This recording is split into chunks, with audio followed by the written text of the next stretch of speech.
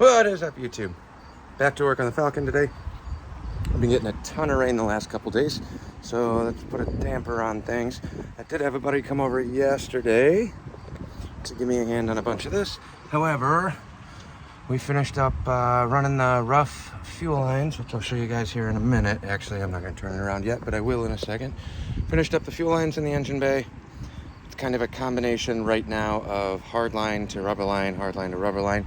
We were going to hard line everything except for the connection from the frame into the pump. Nice little shorty to separate that to offset any vibration from the motor. But I cannot find, nor do I know what fittings I need for the fuel pump. Currently, it's a Holley mechanical pump is what I planned on running, a brand new one. But they are skinny or small for the fitting. I'm running 3/8 line up from the tank, hard line, 3/8 hard line up from the back of the tank to the front of the car. The fittings that I had on the 3/8 line that I thought were going to work are too big. I don't know what I'm supposed to use for that. I got to double check to see if there's an instruction manual in the Holley fuel pump box, since that was a brand new unit. See if I have anything that'll fit in there to fix that. Then we got the, can't tell because the wheel's back on, but if you look behind here, we got brand new drums on here, completely rebuilt, new wheel cylinders, springs, hardware kit, everything except for the e-brake cable, which I managed to somehow get out in one piece despite their age, and they actually seem pretty free. So rear brake on this half is done. I did not do the other side yet. We basically finished up the fuel lines and finished up the brake on the passenger side. I have this car parked about as close as you can get to that tree just to save extra driveway space. So basically I need to push the car forward, roll it back, then I can get around to the other side, jack up the other rear end on the driver's side, finish up the brakes on that. Shouldn't be that big of a deal. Let me turn you guys around and show you the engine bay. So in the engine bay, nothing's finalized, but I got 3/8 rubber hose on a little bridge here. That's going to go across the manifold. I got a bunch of clips that I'm going to end up running. Have this stationary mounted down here. A couple little brackets off of the intake bolts. So the fuel line will be nice and clean through here. I'm really happy with that one. Rubber section here for now. I don't know, two reasons. This Edelbrock carb was on my truck before I put the Summit carb on here. Worked great. It was relatively tuned for a mildly hot rodded 302. Should be pretty similar on this. I know the cam is different on this motor, but this carb was on this motor at one point. Played hot rod on the truck. Now it lives here. I put a Summit 500 CFM on the truck. It works fine. On the Edelbrock, this will be what I run on this car for now. I also have a Holley 750 vacuum secondary that's cleaned up, ready to run too. I also ran that on the truck. Worked great, but it definitely took out a little bit of the torque that I had or was going after, especially in the work truck. That I need low end. The 750 pulled like crazy up top, but it wasn't really in the power band for where I needed it to be on a work truck. This, on the other hand, is going to be a higher RPM screamer, in theory. Not with the current heads on there, but I got another set of heads that'll get ported. I'll swap those out at some point, or realistically, I'm probably going to take the AFRs out of my truck and put them on here. Run that with the bigger cam that I have in this, in the 750 carb. Should feel pretty good. Cast manifolds now for braking, like I explained in one of the other videos, but fuel lines are routed from the carb, rubber line into the hard line. We'll mount the hard line back to a solid so hard line down the manifold, rubber line down to here into the main feed from the back of the car. Do some clamps over here to mount this and hold this stationary and in place so it doesn't go anywhere. Short little rubber bridge section from the hard line in the back of the car to the new line in the connector. And the reason I went down here is because, like I said, I was planning to run this Holley pump. If I can find the right fittings, I still plan to do that. It'll basically be hard line here, short rubber section in, hard line coming out of the pump, rubber line just to connect this, give it a little bit of movement, then rubber line to the new hard line up top, back up into the carb. No return on this setup yet, not really planning to run one. But since I couldn't find the fittings, I did also go out and pick up a small little crappy Edelbrock fuel pump. 4 to 7 PSI.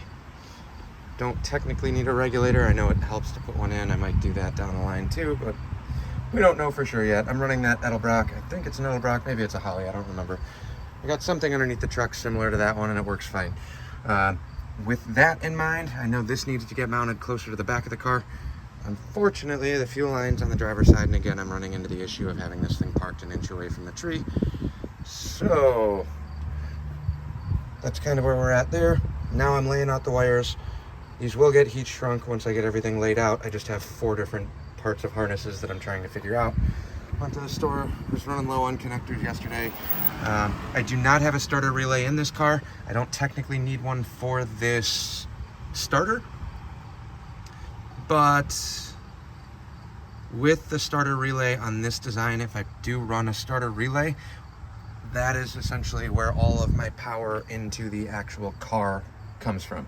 So once I get the alternator and the regulator all wired in, basically this goes to the starter relay post, the hot side. I mean, I got a bunch of these wires, but everything will bridge on that starter relay. So I am gonna hook that up and run a separate starter relay or starter solenoid, whichever you want to call it, on the firewall or down in this little pocket maybe. I don't have a battery tray because I had to take out the factory one to make room for the bigger radiator, which is fine for now.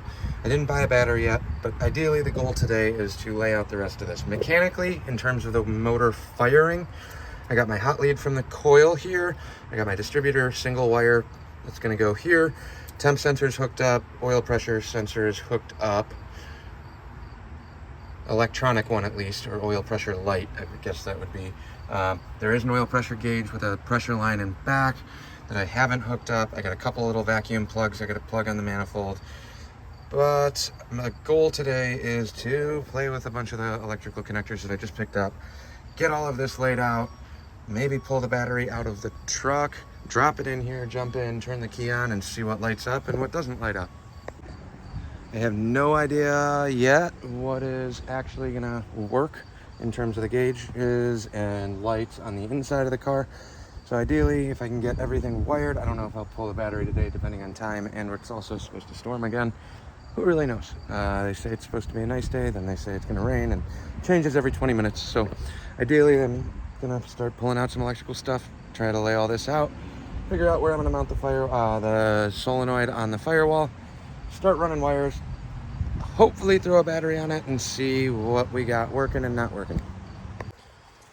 Well, in typical me fashion, I misplaced my tripod, lost it in plain sight per usual. However, here's the starter relay. Just opened it up out of the box. Was getting ready to try and figure out if I want to mount it back here on the firewall or on the fender wall somewhere, and just so happened to find the actual stock location. Again, not a restoration. This is all going to be temporary in terms of wiring, because for initial break-in, start up, get it running, driving down the road, I will fab up a quick little tray to hold the battery, most likely ratchet straps or bungee cords, one of the two, to hold that in place. But I think the battery is most likely going to end up going in the trunk on this, just for future plans. It seems like the best placement for that. But now I got the starter relay here, so I can start tying in a bunch of these taped wires that I kind of laid out yesterday. Set you guys up on the tripod. I know it's pretty boring watching wiring. Do a little time-lapse montage, if you will, and see if I can get some things to light up.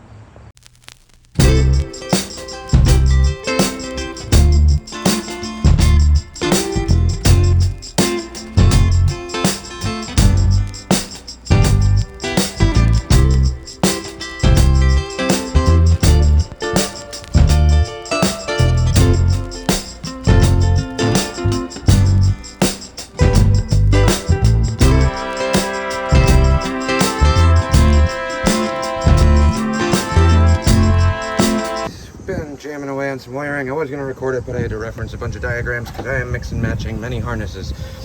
This harness down here, coming out of the alternator, it's not a one wire. I didn't upgrade to that because I'm broke and cheap, and hopefully one of these 2 junkyard alternators work. If this one is not working, got to verify. This is brand new on the regulator. The solenoid is brand new. Starter is questionable. I have no idea. It came on that 5.0 block that I got the trans that's currently in the car from. Then, what else we got? Trying to splice a million things together. I'm running a late model starter, the short one, which has a built-in solenoid on the starter. So I have a constant 12 volt power here that's going to go to the battery. This terminal's super beat up, but it's what I got right now. Nor do I have the tools to make big heavy gauge wires here. So hopefully this should work when I hook that side up to the hot side of the battery.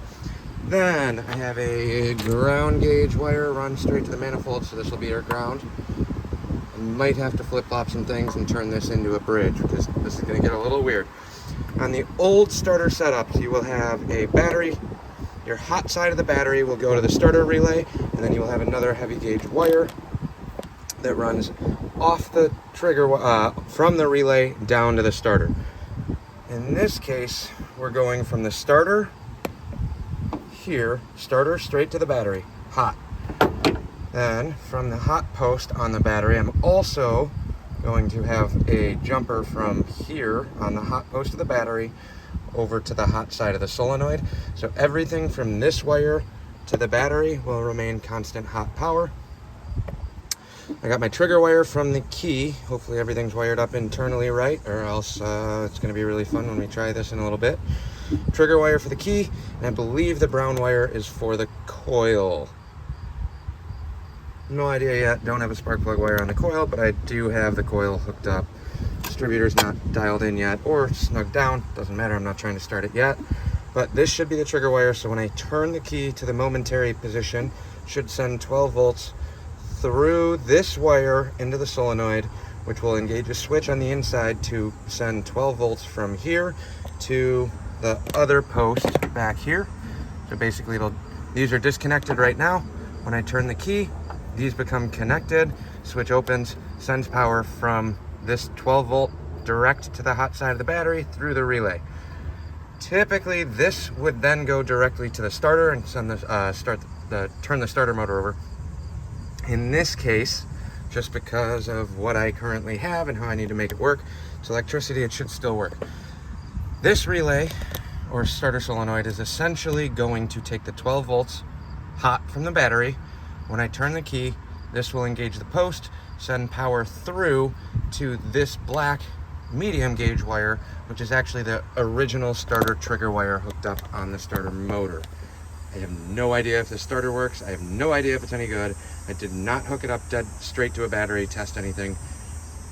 If it doesn't work, I gotta get a new starter. It's like 60 bucks, 40 bucks, 50 bucks. I don't know what the prices are anymore. It's 2 bolts, it's not too hard to get to.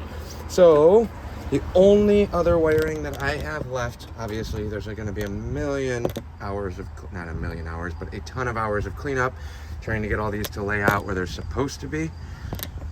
I need to, one, steal the battery out of the truck because I didn't buy a new one. Again, cheap bastard. Put this on the hot side, and then I need to just make a jumper, heavier gauge from here to this. Tighten this down, tighten the battery down, hook up the ground, and we'll see what happens. So let me start stealing some parts, and I know for sure I have another heavy gauge ground wire somewhere. I just don't know where I put it, so let me dig through the car, figure out where I put it. I found it yesterday in the trunk. I've been finding all sorts of miscellaneous things, but I found one in the trunk. Let me grab that, throw a battery in this, and then we'll start playing with lights and see what happens. Where we're at. I was going to take the battery out of the truck. Instead, we're playing a different version of Rob Peter to pay Paul. The end was right here, so I just grabbed the battery out of this. A lot more wiring on that one because we have an external battery in there that charges off the alternator. But, moment of truth. Got a ton of little bolts and odds and ends to clean up down here. Clear that out. We're going to rest the battery in there. Obviously, there's no battery tray to mount it or put it in, but we're not trying to start it yet. We're not trying to do anything else. We are strictly just going to hook up power and hope that it doesn't burn down.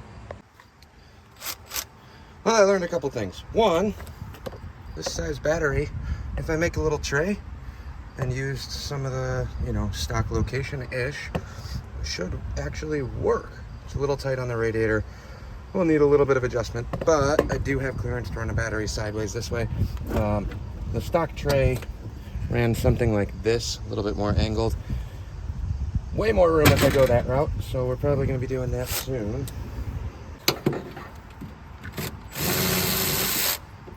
At least some progress. The ground cable I hooked up, I'm now going to replace, because this is going to be my cheater jumper wire. Because I actually managed to find the right wire that I needed. So this is going to be our new ground. Angle that there.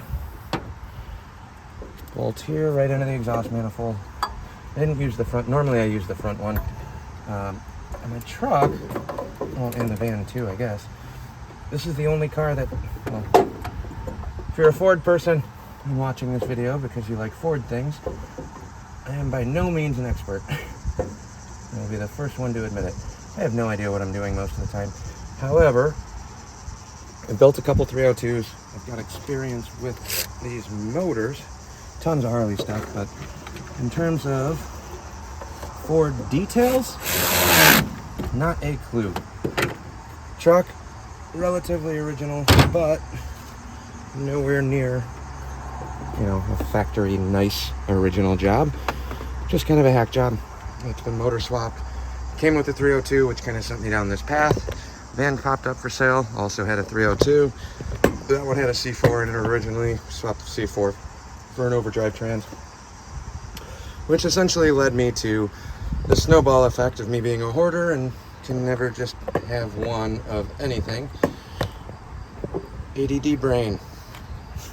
Bouncing off the walls is one part that everybody thinks about, but that hyper focus is also a huge asset and a huge burden all in the same. Start working on stuff like this is all I'm thinking about. Hot rods and making more power and trying to make these old pieces of crap run. Logical people. I got 2 running classic cars. I'm good with that. Me, what's the next deal? I found one on the internet today that I considered trying to buy. I have no money left. But back to wiring. Got the ground cable hooked up, so here's going to be our negative.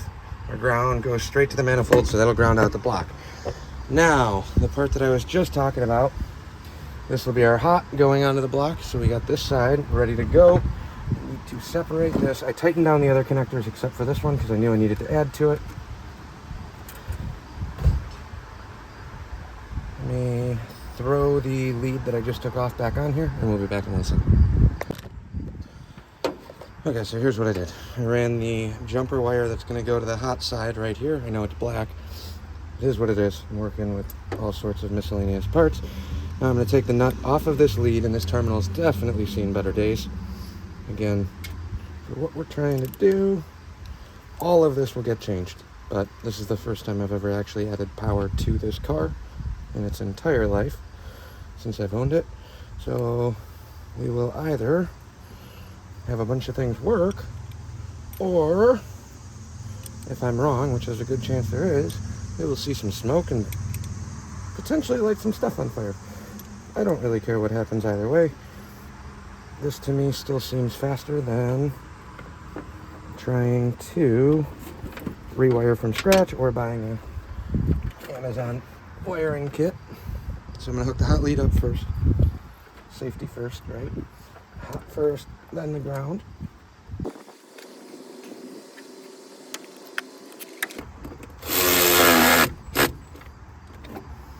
Alright, hot wire's hooked up. Now the scary part. When I hook this up to the battery,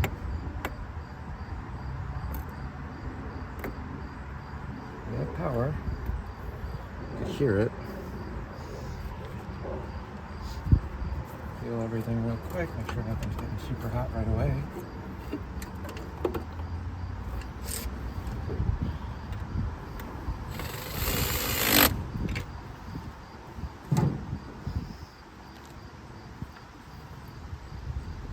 Post so far I feel okay. I don't see any smoke. I don't see anything going wrong yet. Let me grab the thing. We'll jump in the car. The other tripod will bring you in the car and we'll start turning the key. And I don't know what's going to happen from there. Leave the rotor off. The distributor's just dangling there. I do need to bump it and see if the starter's going to engage. If it does, I don't know. Do I put you guys out here? Watch it from the front. Watch it from the inside. If it burns down, it's most likely going to be in the engine bay. You're gonna come with me. All right, moment of truth here. get in the seat of this Falcon. I haven't really sat in it. Well, I have a light on. That's promising. Don't know what that's hooked up to. Got a nice little floor kick panel light. That kind of works. It looks like the switch might be kind of bad on this. It was on. Oh, just a little loose connector. Light up. Jiggle it. Kind of works. On and off works. All right, moment of truth here. Please don't light on fire. Key to the on position. Alternator light works.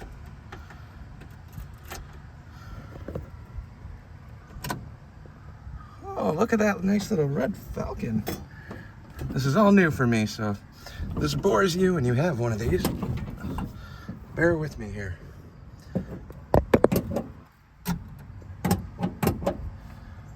I had a Falcon light. Keys in off position. Keys in on position. Don't know what happened there. Lights on. I get a nice little red Falcon light. I don't know if that's a high beam switch or not. Yeah, that's your high beam indicator. So that's cool. Oh, she turns. She turns. All right. So ignition is working. Car is turning over. That's cool. I'm gonna leave this on for now. Let's see if any of the heaters work. I haven't checked any of the fuses down below. Oh! We got a blower motor. Winning. 3. One doors seem to actually engage. Move that. Yep. Well, my heater controls actually work.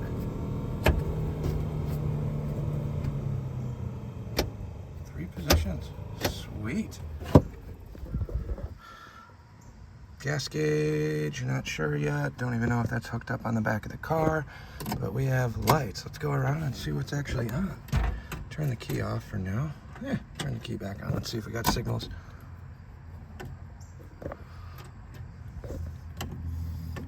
Oh, this switch doesn't feel very healthy at all behind the dash.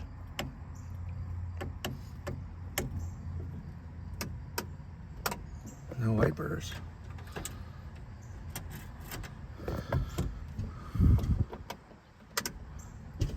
No wipers. But we do have lights. Interior light works. That's nice. Look at how fancy that is. I wish it would go off like it's supposed to. I don't know what's up with that one.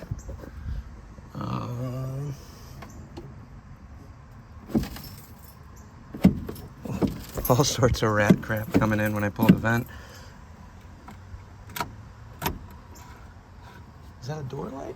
Is there a sensor on the door here? Oh, courtesy lights. I have no vehicles that have these working. So it is a courtesy light. That's great. I don't know what we got on the inside or the back. I don't know what terminals are actually hooked up either. So let's click that on. Turn the wipers off. No power to the wipers. That's something else we can deal with.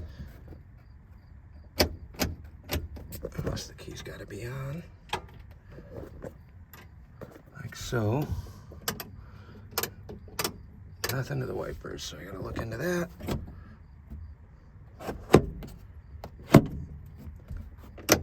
Stoked on the heater though. It's, you know, gonna be September soon. So the heater works. Lights are on. Let's try brights first. Oh, headlight switch looks a little janky.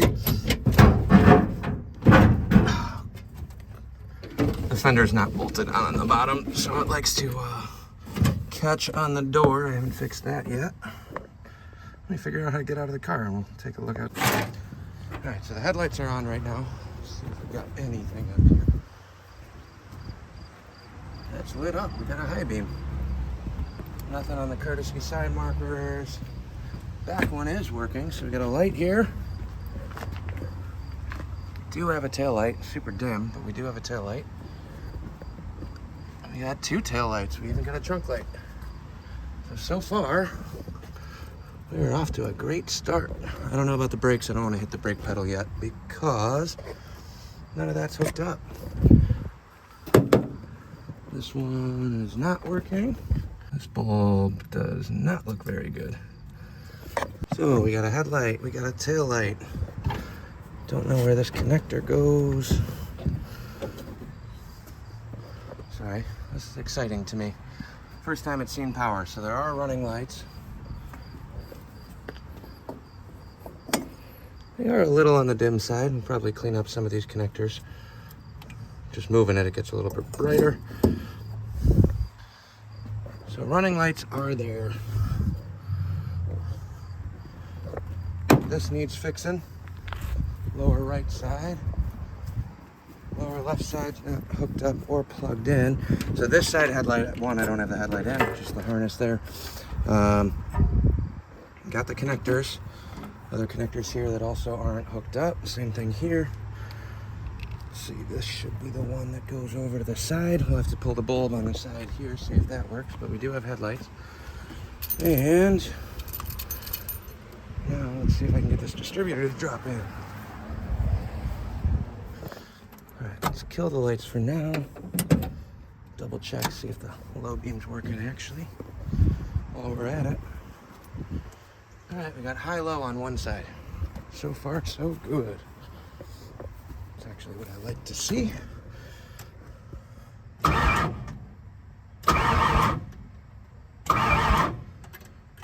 And it clicks over like it's supposed to. Oh, one step closer to starting.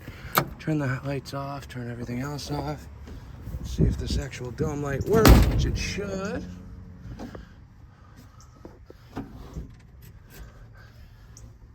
Nope.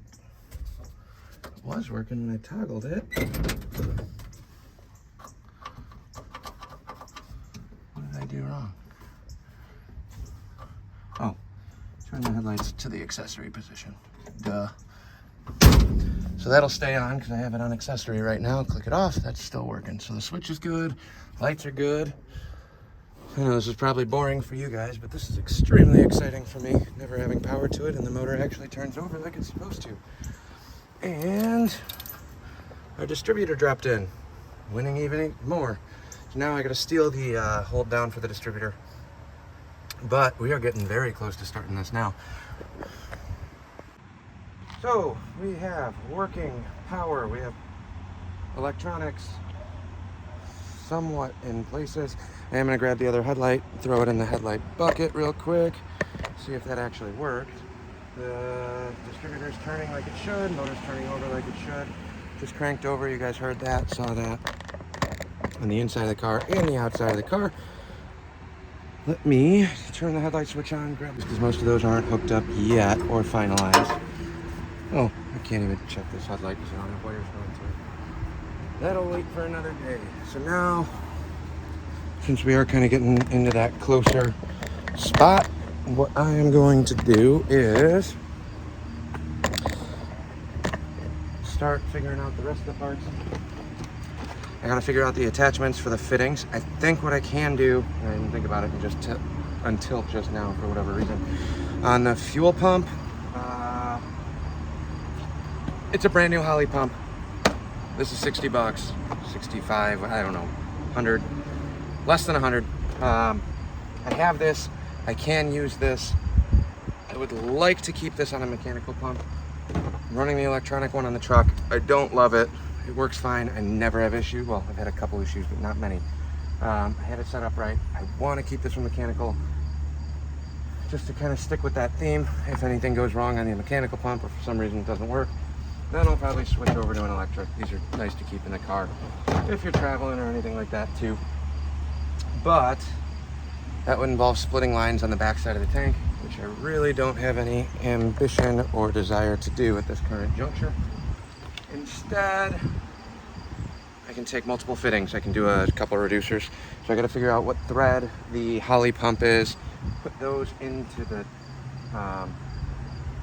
Holley pump itself, and then I will run the 3/8. I either got to go up, I guess in this case I'd have to go up, so I need a step up basically fitting from the pump out to, I think it's half-inch pipe thread on the fuel line. If I'm wrong, or if you know what size the stock fittings on a 3/8 hard line would be, please let me know. I hate playing the fitting game, but that's where we're at. Crank's over, wiring is done. I'm gonna pull the battery back out of this, put it back in the van, and this is a win for me today. Tomorrow, weather permitting, and depending on time, I'm gonna jack up the rear end, get the other side of the brakes done, and I also have these new Mustang leaf springs. Significantly beefier. You might have seen these in the other video. This is what I took a road trip to go grab yet the other day. Price was right, grabbed them. I did check the bolts. The bolts are the same. I don't know where the studs on the purchase line up. I don't know if they're actually gonna fit. I know technically these are supposed to be shorter. This one's also fully loaded, so they're super flattened out. There's like barely any flex. They're almost perfectly straight, which is terrible. It's not at all what you want. These, on the other hand, have a real nice arch to them. So as long as I can get the fronts, which are brand new bushings, it looks like, doesn't look like any wear on there, I'll get these back in the car. Then, since we're going for that jacked up look, I got these long shackles on here. That should give me more than enough length, I think, to compensate. I believe, from what I've been reading on the internet, correct me if I'm wrong, because I have no idea. I believe that the leaf springs on the Mustang are actually shorter than the ones on the Falcon factory. We're running shackles, and that should work. Shackles that I'm running are way longer than the stock ones. And that's pretty much it for this video. We will update you guys tomorrow when I start working on the other side of the brakes and start laying out some of these leaf springs. I also got to get under the car if I'm going to do the electric pump. If I am going to stay mechanical, I got to figure out what fittings I need and try and get that figured out tomorrow. But till then, thanks for watching. Like, subscribe, comment below. I'm open to all opinions. If I'm an idiot for trying to do it this way, if you saw anything in the wiring that I did drastically wrong, please let me know, because I have no clue. Just trying what I know and seeing what works. Have a good one, guys. Well, I said I was done for the day, but I lied. I got the battery hooked up. This is going to come out and go back in the van. Until I order one, I'm just going to order the same size because I like the way that this is kind of positioned right now. Got the coil hooked up. I got the ignition hooked up. The distributor was in the truck. It was working, but quick little test for anybody that needs it. Here is the coil wire. I got a spark plug hooked up to it just because I didn't feel like pulling in these back at all. I'm going to rest this right here on the old intake manifold. The coil has power from the key, this red wire on the hot side. Negative goes to the distributor. The one wire out of the distributor goes here. Now, I don't have a cap and I don't have a rotor or anything else, but in order to check for spark, all we have to do is take these points right here and open them up. And hopefully you guys can see this on the spark plug. Let me turn around real quick. We have points. They're currently closed, okay, and it's not in a position where the rotor is going to open it. But spark plug, points, it's nowhere near timed where it's supposed to be. Rotor's not on, nothing else is on. I literally just have the hot side of the coil. So you got hot here, ground here, which means when the points are closed, you get nothing. When the points open,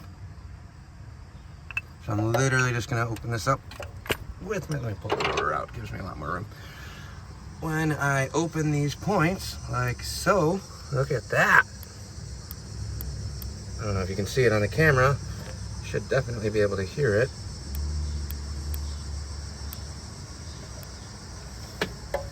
So, whether you can see it or not, I don't know if this is going to show up. Every time I open the contact on the points, we get a nice spark. Which means when the coils run to the top of the rotor and the center post, that's going to send a spark constantly every time the points open and close. Then your distributor, all that does is send the current to the correct spark plugs. We have a car that turns over, that cranks, and sparks. So now I just got to finish up the fuel stuff. Maybe, well, I was going to be I was gonna say clean up the wiring. I'm gonna clean it up a little bit, but for break-in, this is just exactly how it's most likely gonna end up looking. But we're almost there.